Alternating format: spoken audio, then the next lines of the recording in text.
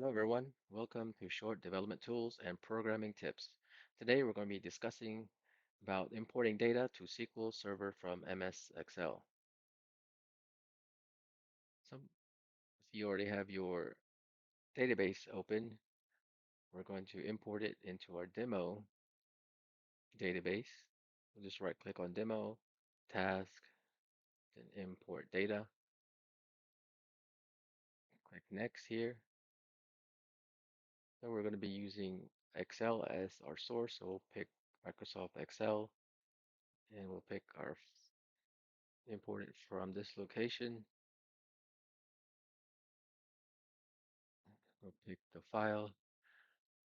Then since we already know that this is a 97 2003 version that was saved previously when I saved it as that 97 2003 version, I did this because SQL Server has specific choices for Microsoft Excel spreadsheets that they can import. And we'll keep this default first row has column names. So if you can remember when we created this file, the headers were created. So we'll keep this. We want to have this imported into the table with the column names. So from here, we'll click next. Then we'll be importing to SQL Server. So we'll pick Microsoft OLDB provider for SQL Server. Since I'm logged on, I'll keep this as Windows authentication.